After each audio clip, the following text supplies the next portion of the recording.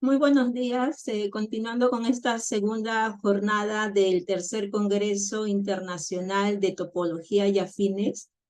A continuación vamos a presentar al magíster Huber Román Tello. ¿Se encuentra en sala, por favor? Sí, sí. Buenos días, buenos días. Muy bien, Buenos suena muy bien. días. Buenos días. Buenos días, magíster Huber. Bien, Bueno, voy a ir compartiendo su pantalla y lo voy a presentar a continuación. ok, ok, gracias. Gracias. Bien, ya está. Muy amable, magíster. Bien, a continuación tengo el honor de presentar al magíster Huber Román Tello. El magíster Huber Román Tello es licenciado en matemática y magíster en matemática pura por la Universidad Nacional Mayor de San Marcos. Su área de investigación abarca las ecuaciones en derivadas parciales y el análisis funcional. Actualmente se encuentra desarrollando su proyecto de investigación para el grado de doctor intitulado Trazo y algunas aplicaciones hacia las ecuaciones de Navier-Stokes en 3D. El día de hoy el magíster Huber Román nos presentará su tema, el flujo de Ricci y el teorema de no colapso lineal.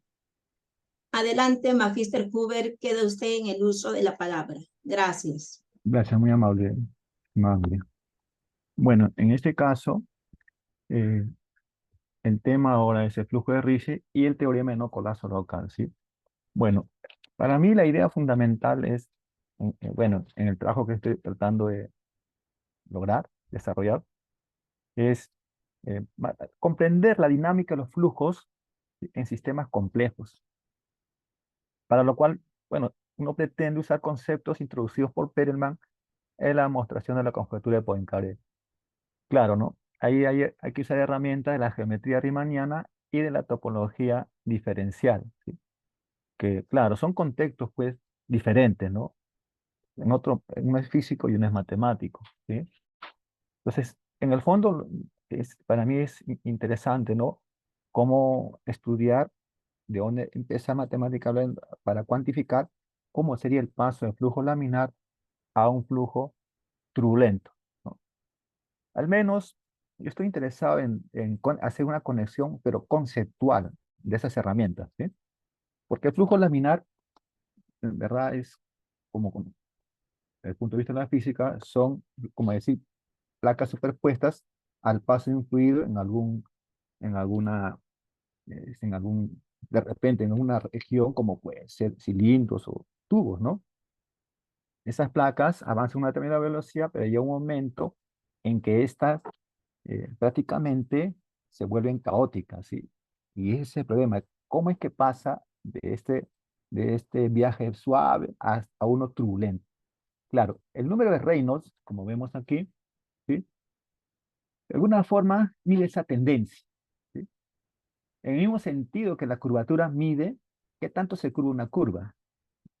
Cuanto más alta es la curva está más lejos de su punto de tangencia, ¿no? Uno lo puede ver cuando hemos estudiado, bueno, en cálculo 3 ¿no? Ha estudiado estos temas, ¿no?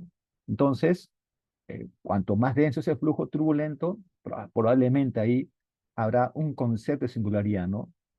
¿Sí? Yo sé que ahí hay diferentes las concepciones, ¿no? Uno matemático y uno físico, desde el punto de vista de la dinámica de los fluidos. Claro, es conceptualmente, como indico aquí, ¿no? ¿Sí?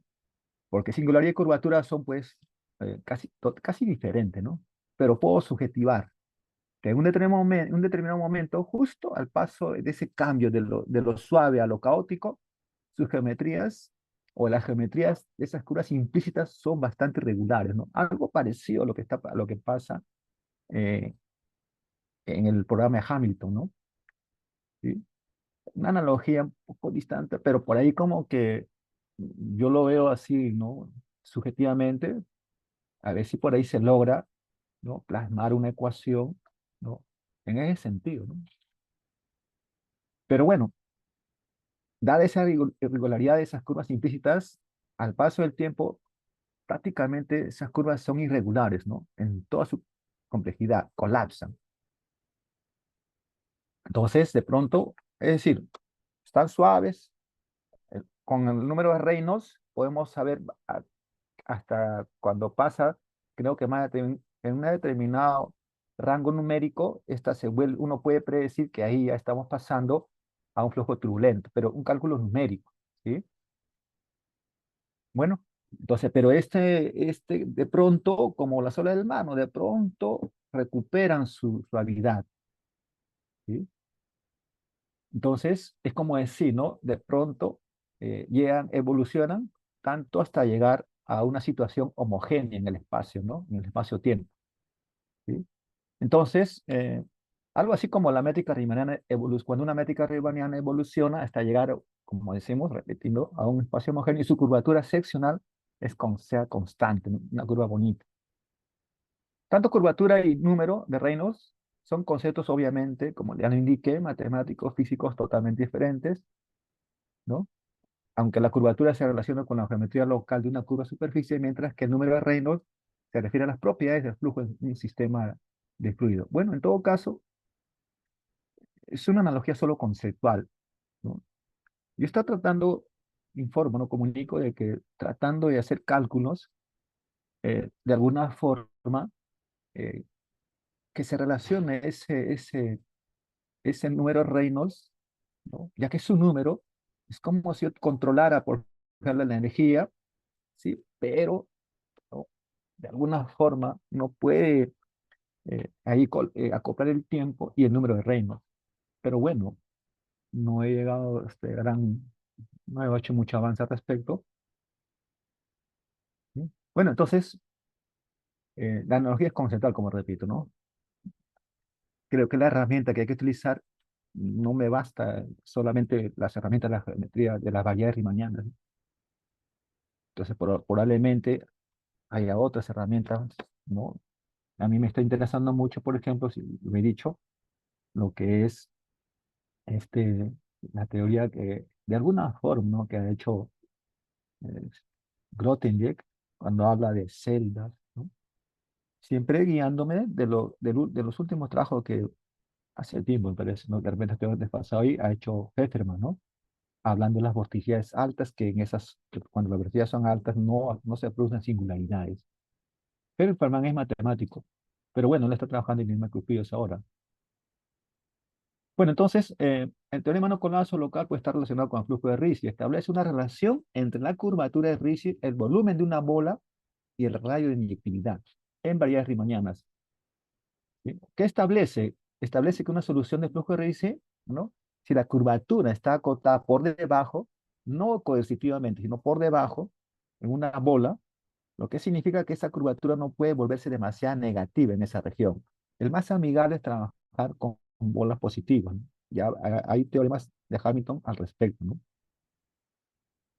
Entonces, o sea, con las curvas positivas la métrica puede evolucionar hasta llegar a una curvatura, a un espacio homogéneo, ¿no? Donde la curvatura seccional sea constante. Entonces, el volumen de la bola está acotado por debajo. A su vez, esa acotación del volumen está relacionada justamente con una acotación del radio de actividad. Acotar ese radio de actividad, conocemos que ha sido bien complejo, ¿no? Ni poco complicados técnica, ¿no? El radio de inyectividad, ¿qué cosa es? Bueno, es una medida de cuán cerca pueden estar dos puntos en la variedad antes de que esas geodésicas que las conectan se vuelvan inyectivas. O sea, en una reacción donde esa curvatura de Ricci tiene buen comportamiento, se comporta bien, ahí está acotada por debajo. Entonces cuando estoy pensando en acotada por debajo, si de repente estoy pensando un tiempo finito, ¿no? Que sea de repente probablemente menor que el infinito, posible punto de explosión, ¿sí? Entonces el espacio no puede colapsar, ¿no? Cuando sucede ese buen comportamiento de la curvatura de Ricci, de manera que el volumen de esa bola disminuye significativamente y ese radio de actividad no se vuelve pequeño, ¿no? Entonces no es necesario hacer un zoom ahí, ¿no? Una lupa, ¿no? La excepción justamente es la excepción a ese hecho, a ese buen comportamiento, ¿sí? De la curvatura de Ricci, ese solitón Ziegler. Es un solitón, es una solución estacionaria del flujo de Ricci. El lambda, cuando uno tiene la derivada parcial de la geometría de la métrica, ¿no? De la variedad, es igual a a menos dos veces por la curvatura de Ricci, ¿no? Por ahí aparece una constante, esa constante debe ser cero en la evolución, ¿sí? O sea, es armónica, ¿no? En algún momento. Entonces, ese solitón es una solución estacionaria del flujo de Ricci. Justo el solitón cigar es una variedad que es solución especial al flujo de Ricci. Se caracteriza ¿por qué? Porque tiene un comportamiento muy particular en relación con sus propiedades de volumen y curvatura. En algún momento, también yo presenté el hecho de demostrar, ¿no? Presentar la solitón cigar en 2D que cumple esa condición de ser estacionario, ¿no? ¿Sí? Y eso, a Perelman creo que lo vamos a ver luego. Para Perelman, con su teorema no lo colapso, no cumple con la condición de entropía que él impone, ¿no? Por ejemplo, en este caso, ¿no? También uno puede ver, por ejemplo, eh, estamos hablando del solitón Ziegler en tres dimensiones. He visto una revista turca, ¿sí? De matemática, ¿no? Que construye, ¿no? Un ejemplo de solitón Ziegler en 3D, ¿sí? Lo construyen. Entonces ellos prueban que esta variedad riemanniana, ¿sí? Es un solitón de Ricci estacionario, ¿sí? Donde el campo vectorial, B es un campo vectorial, ¿no? B, potencial que viene dado, que es el gradiente de una función potencial, que lo ves X por esa primera componente, ¿no? E1, ¿sí? Y la función potencial lo definen así, logaritmo natural, ¿sí? Las funciones logarítmicas isóboles, ¿no? Pero que cumple esta condición, menos 2,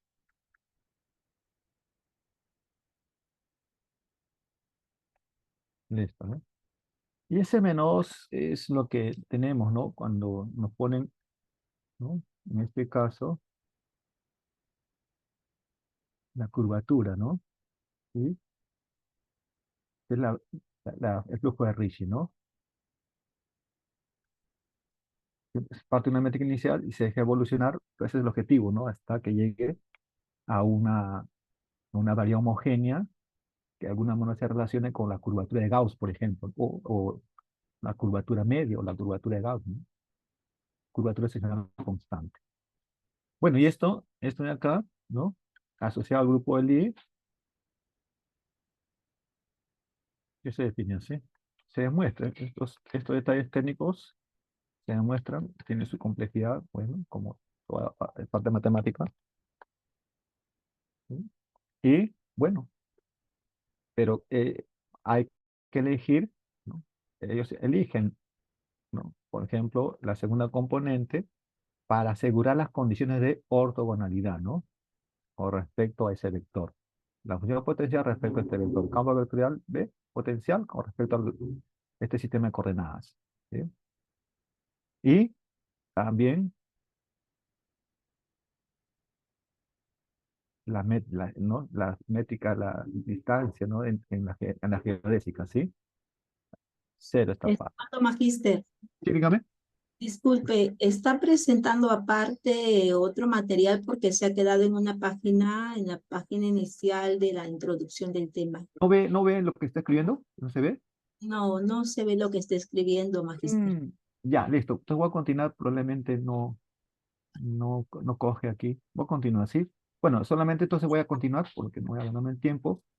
Lo que está indicando es que la revista científica turca presenta un solitón Ziegler en tres dimensiones, ¿sí? Donde hay un campo vectorial gradiente definido de la forma 2x por 1 más x cuadrado, ¿sí? Bueno, para no entrar en detalle, se demuestra que en este caso tenía una métrica G, ¿sí?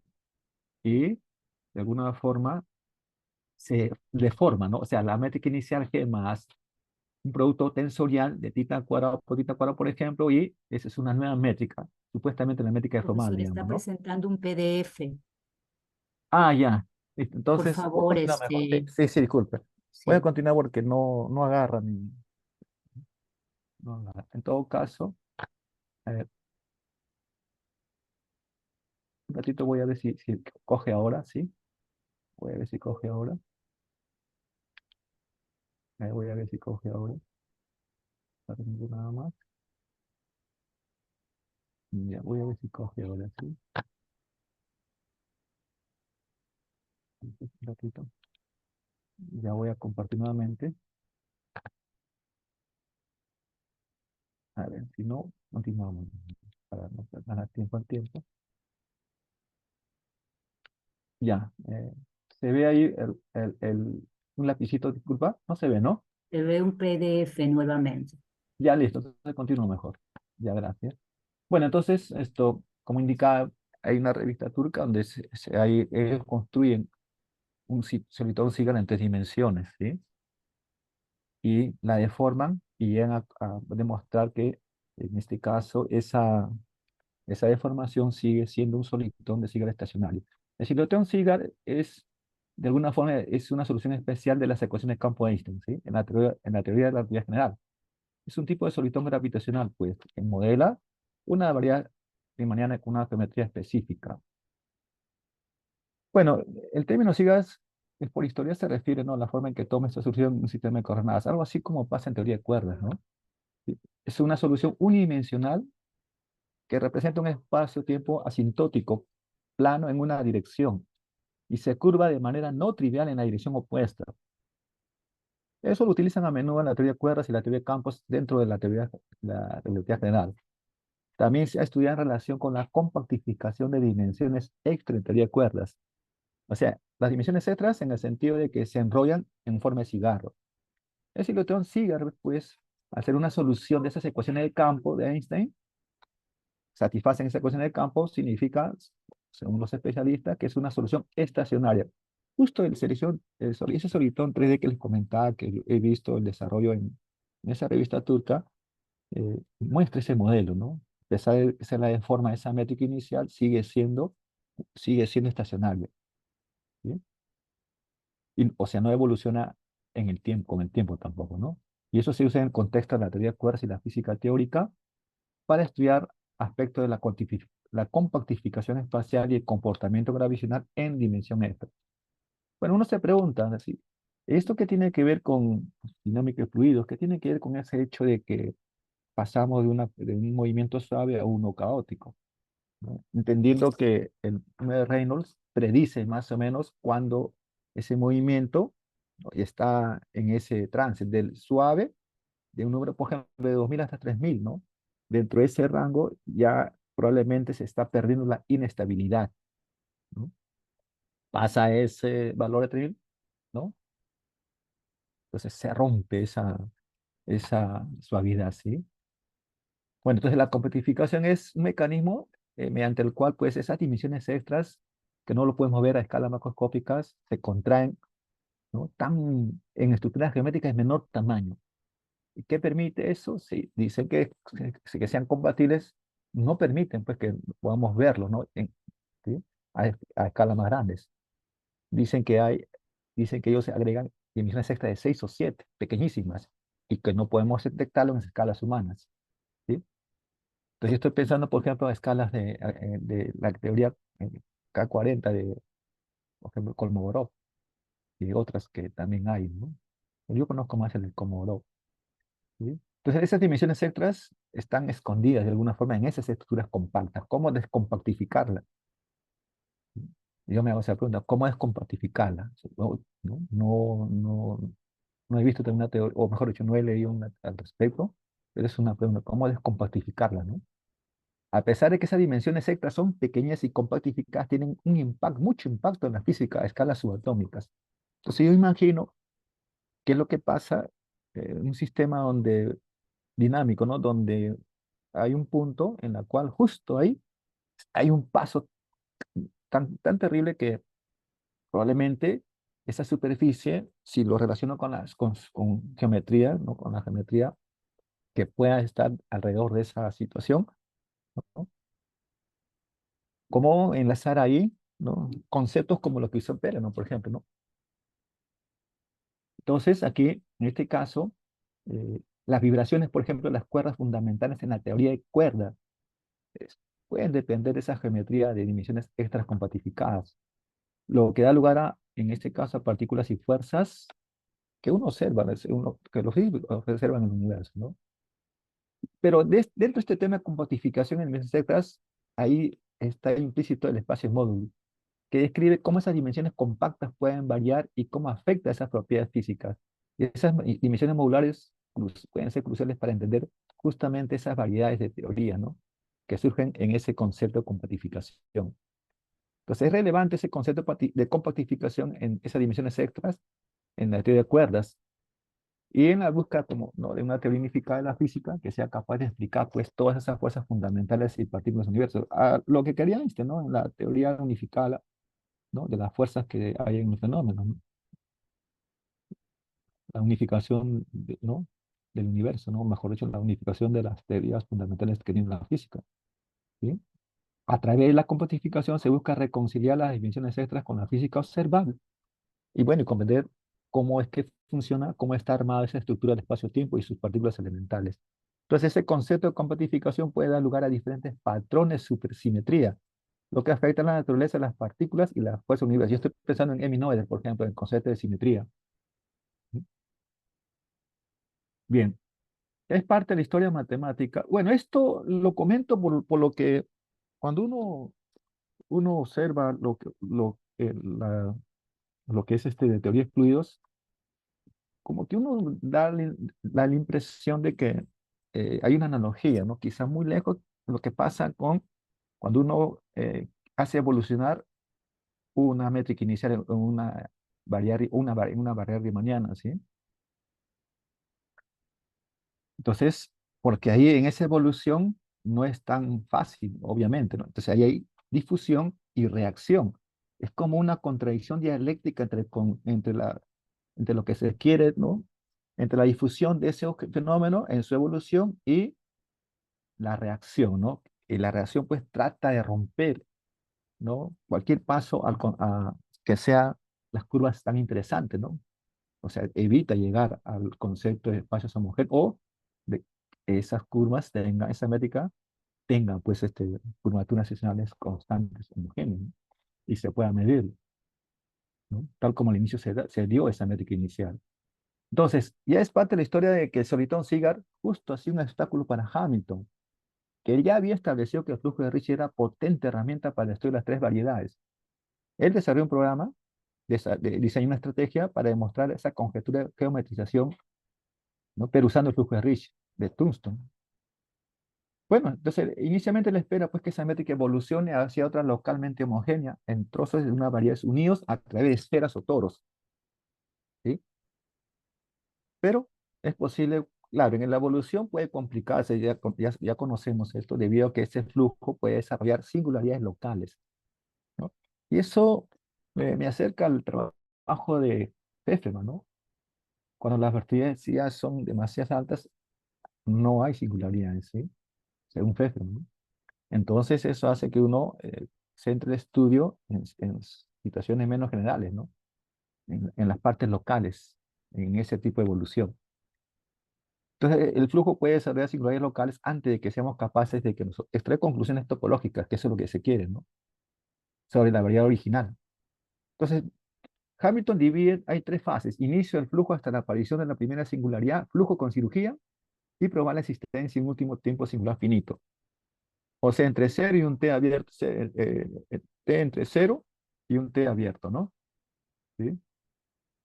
Y ese concepto de cirugía, pues Pérez lo desarrolla con mucha técnica, demasiada técnica, ¿sí? Bueno, a veces es poco difícil de entender, pero él, donde es singularidad, trata de pinzar o no, o a veces se encuentra con bolas a los extremos, en el medio es un tubo, ¿sí? Hace los cortes y pega pues esferas, ¿no? Porque él está trabajando en 3D inicialmente para demostrar la conjetura Poincaré, ¿sí? Entonces, un problema muy fuerte que encontró Hamilton es no poder hacer cirugía en una singularidad con justamente la estructura topológica de Servitón-Sigard. Y él afirma, ¿no? Que él conjetura que Servitón-Sigard, o una métrica con esa estructura de Servitón-Sigard, no puede darse, pero no lo puede mostrar, ¿no? Y él lo hace en dimensión 4, pero Perelman lo lleva al caso 3D. Entonces, Perelman plantea pues un teorema clave que recibe el nombre de teorema de no colapso local, ¿no? Afirma que en toda solución de flujo de Ricci, la acotación de la curvatura dentro de una bola implica justo la acotación inferior del volumen de dicha bola. Y eso es equivalente a una acotación, ¿no?, del radio de inyectividad. Y eso también, este resultado de Perelman verifica que para cualquier modelo es singular, pero no cumple para el solitón Ziegler, ¿no? O sea, no cumple la condición de entropía de flujo como gradiente, que Perelman había demostrado la acotación de la entropía de flujo. Es por eso que comentaba, pero en su artículo, Perelman comenta de que él no conoce ese desarrollo, o sea, el concepto de teoría de cuerdas que Shaw, un matemático, ya había aplicado, ¿no? Para poder eh, estudiar esa evolución de las métricas, ¿no?, en variedad riemanniana, ¿sí? Pero él tiene concepto de lo que es esto, la normalizaciones que hacen, ¿no?, en física, ¿no? Él ya conocía los flujos de acortamiento. Entonces él demuestra que el flujo de Ricci se comporta como un flujo de gradiente, ¿sí? Entonces, justamente Perelman comenta en su artículo de que no hemos podido confirmar la esperanza de Hamilton, de que la solución que existe para todo t cuando tiende al infinito, ¿no?, tenga necesariamente una curvatura normalizada acotada o una curva estándar, ¿no?, al final del proceso. Sin embargo, él sí demuestra que la región eh, que él demuestra, ¿no?, que en la región donde no se da eso, ese detalle que quería Hamilton, está localmente colapsada con una curva acotada por debajo. Eso sí lo demuestra Perelman. Entonces, Perelman se refiere a la esperanza de Hamilton en relación a la conjetura de geometrización de Tungsten. Acá hay la posibilidad de que el flujo de Ricci normalizado ya converja a una métrica con curvatura seccional constante y acotada justo cuando en el límite cuando t tiende al infinito, ¿no? ¿Cuál es la idea, ¿no?, que incluso, ¿no?, si el flujo de Ricci no conduce a una métrica de curvatura constante en el límite, aún así se demuestra que en regiones locales el colapso de esa geometría se controla, puede controlarse, y se mantiene una curvatura acotada por debajo, ¿sí? Eso es como parte de entender, de comprender en mi caso, ¿no?, la dinámica del flujo de Ricci y cómo este afecta a la geometría de la variedad. Es lo que cuando uno estudia como se dice, el sistema dinámico de fluidos, uno ve que en las partes laminares hay, los planos están superpuestos, ¿sí?, pero avanza suavemente, ¿sí?, pero hay un momento en que esta no, ¿sí? Entonces, probablemente el concepto de geometría sea diferente, ¿no?, a lo que pasa en esta, ¿no?, en esta evolución de geometrías abstractas, ¿no?, que sí tiene que ver las condiciones de la geometría de estas variedades, ¿no? De alguna forma, creo yo de que lo que más o menos Hamilton buscó era justamente cómo es que la ecuación del calor, por ejemplo, que eso ya conocemos, ¿sí?, se distribuye homogéneamente en toda la superficie, ¿sí? Entonces eso es lo que buscó Hamilton, pero bueno, Perelman completó la idea con ese, creo que como los especialistas lo dicen también, el teorema de no colapso de Perelman es justo, creo que la parte fundamental para que él pueda desarrollar la conjetura de Poincaré. Bueno, entonces, ¿cuál sería el análogo? Uno se pregunta, ¿no? ¿Cuál sería el análogo eh, a controlar, ¿no? ¿Cómo controlar un proceso, ¿no? Un proceso de algo de movimientos suaves, de regiones suaves, singulares, o suaves, mejor dicho, ¿sí? A que de pronto se convierta en procesos caóticos, ¿no? ¿Cuál sería el paso? Está el número de reinos, ahora ya se habla de, como aquí lo dice, como dice Perelman, se habla de dejar que evolucione una métrica inicial hasta que este de aquí llegue pues a una métrica homogénea, ¿no? Con curvatura seccional constante. ¿Cuál es ese paso? Número de Reynolds y control de energía en 3D. Justamente aquí era el problema en 3D. Y el problema que tenemos en Navier-Stokes es justamente en 3D, ¿no? Entonces, probablemente la analogía sea muy tirada a los pelos, pero eh, las ecuaciones en este caso, de la Eisenskaya, las ecuaciones en este caso eh, que se ha visto, ¿no? Cuando hace la integral en la norma de u al cuadrado, por ejemplo, ¿no? En los espacios L5, L6, no, no se puede controlar, ¿no? Entonces, ¿cómo insertar ahí? Es posible, si no conceptual, sino matemáticamente, cómo insertar esos conceptos, ¿no? Nuevo Reynolds concepta la curvatura, ¿no? De Ricci. Bueno, aquí en este caso, ¿sí? Para tratar el caso de contracción lambda mayor que cero, eh, ellos necesitan, Perelman lo que hizo fue sustituir esta funcional f por una generalización que contiene inserciones explícitas de parámetro de escala que se notará por tau, ¿no? Así consideramos el funcional, ¿sí? Por ejemplo, en el teorema del trazo, es una pequeña parte bueno, ya conocemos de que el teorema del trazo asigna valores a una frontera y la frontera tiene medida nula. Uno puede percibir que en las fronteras de medida nula puede haber implícitamente el concepto de singularidad, ¿sí? Entonces, es como si yo viera un rayo de luz, pega en una superficie y rebota, ¿no? ¿No? Se refracta, ¿sí? En ciertas condiciones eso es posible, ¿no? Bueno, y ahí tiene que ver mucho, digo, bueno, es una idea ya muy subjetiva, este problema de la entropía. Bueno, entonces, Perelman plantea esta ecuación 3.1, ¿sí? De este funcional en esta métrica, ¿no? Esta es dentro de la asociación de una métrica, ¿no? Esta es la función potencial y el tau, ¿sí? Y plantea esta integral, pero restringiéndolo a esta función, ¿no? La función potencial, la integral sobre es el campo vectorial del potencial, ¿no? Que es 1. Y bueno, para tau mayor que 0, Perelman plantea que CW es invariante bajo el escalado simultáneo de tau y esta métrica, ¿no? No los componentes de la métrica. De las ecuaciones de evolución son justamente, ahí está, ¿no? Esta sucesión de métrica, menos 2 veces la curvatura de Ricci, ¿sí? Para esas componentes, y esta función que depende del tiempo, ¿no? Y ahí está la difusión y la reacción, ¿no? ¿Sí? Entonces, esta es la ecuación 3,3, y la ecuación de evolución para F también puede escribirse de esta forma, ¿no? Tal como vemos aquí, ¿sí? U definió de esta forma, ¿no? Y esta parte, el cuadradito asterisco es el operador térmico conjugado.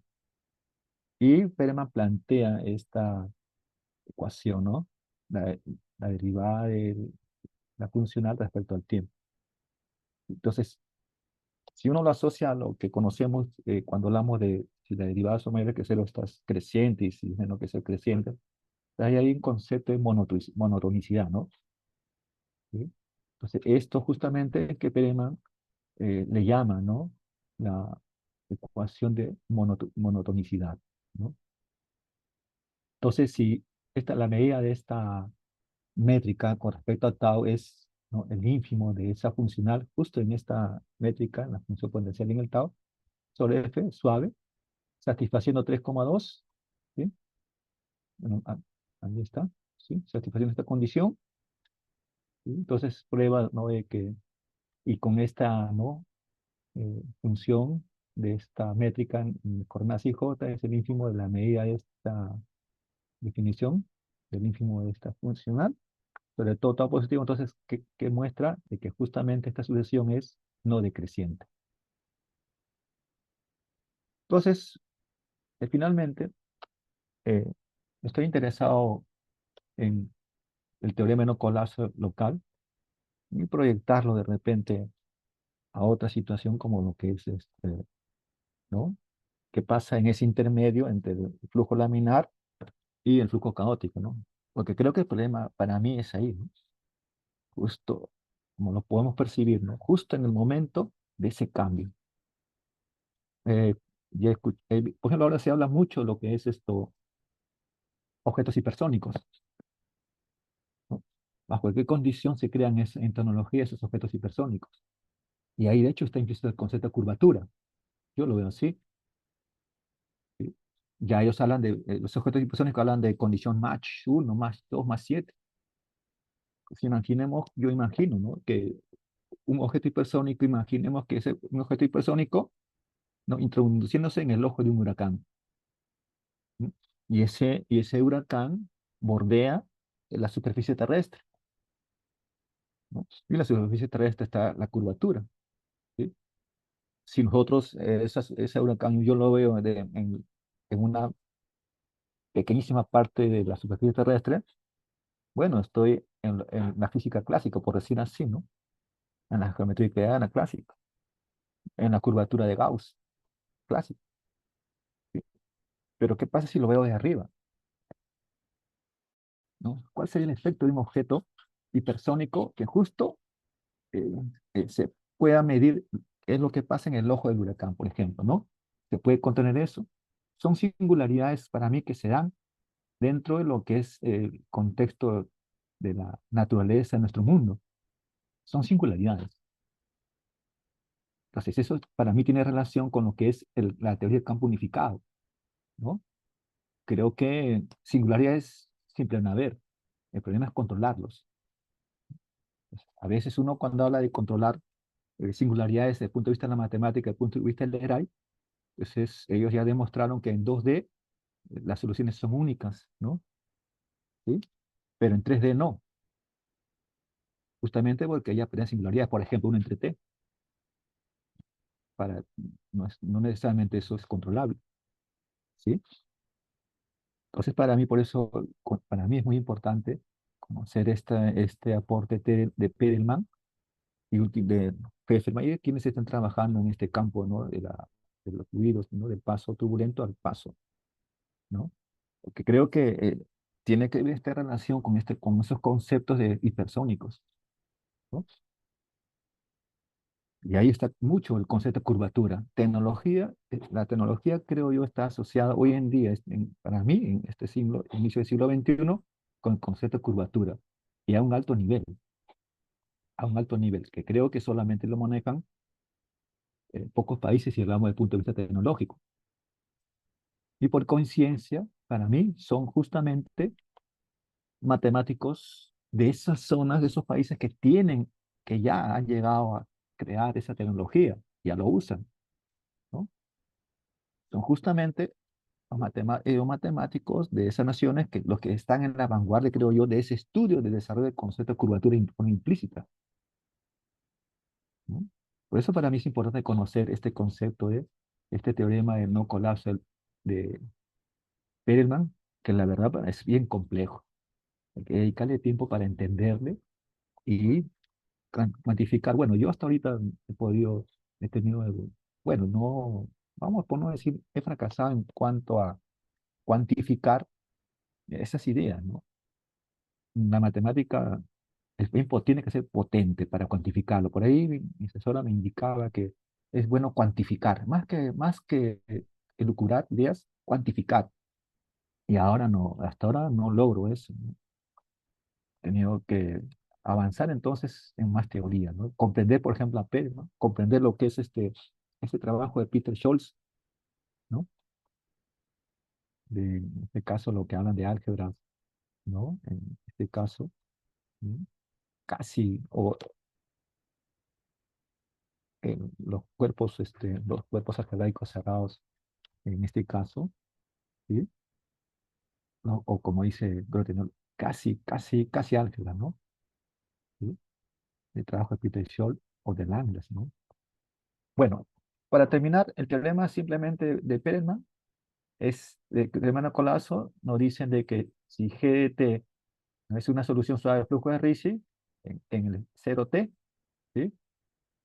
Entonces, al teorema de Peter Scholl que me refiero a cuerpos perfectoides, que de alguna forma está relacionado con lo que es los cuerpos p-ádicos, ¿no? Ya que lo bonito que tienen los cuerpos p-ádicos es que no cumplen, no tienen la propiedad quimediana, que en el fondo es un obstáculo, ¿no? En este desarrollo, ¿no? De estos temas, ¿sí? Y de alguna forma está metido, he visto trabajos en los cuales está metido el índice de Atiyah y lo que es esto, ¿no? La topología de Zariski, pero siempre apuntando complementándolo con la topología de Grothendieck. Bueno, decimos que de esta sucesión de métricas es localmente colapsante en T si existe una sucesión de tiempos tal como está aquí, y una sucesión de bolas métricas en estos tiempos, tales que R cuadrado sub K entre TK está acotada por la curvatura escalar, ¿sí? En esta métrica es, ¿no? De G y J menor o igual que R escala menos. Es decir, 1 sobre R al cuadrado es acotada, ¿no? En esa bola.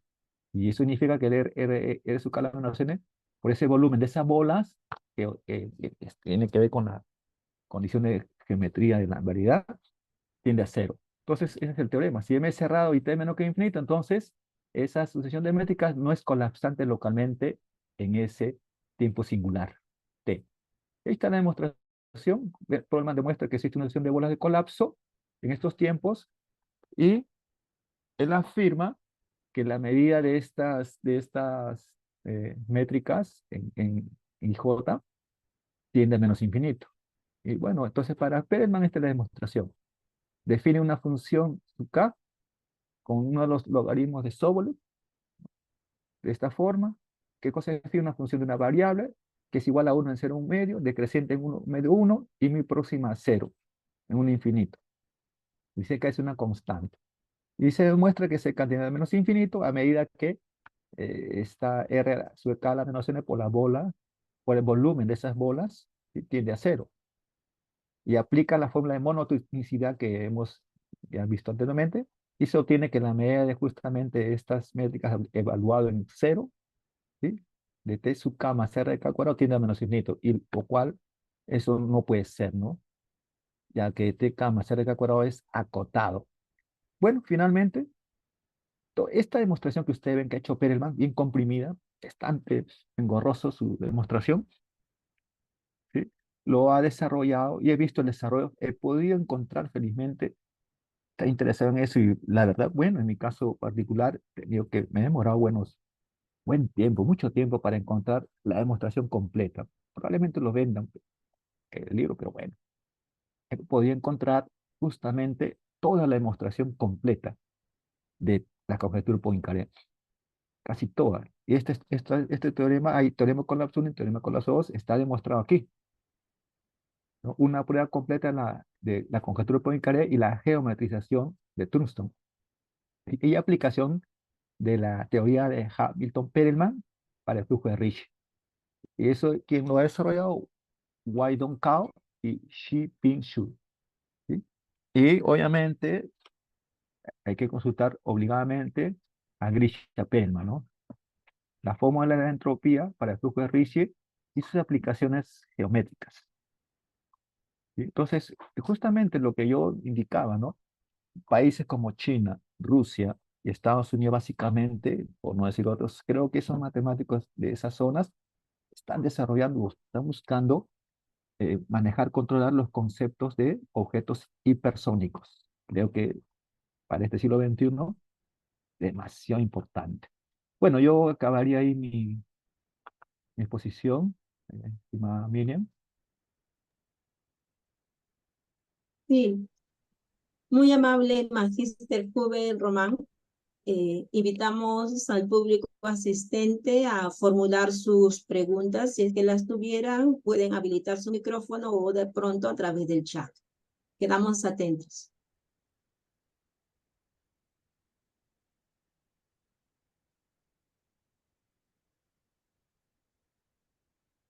Voy a revisar el chat.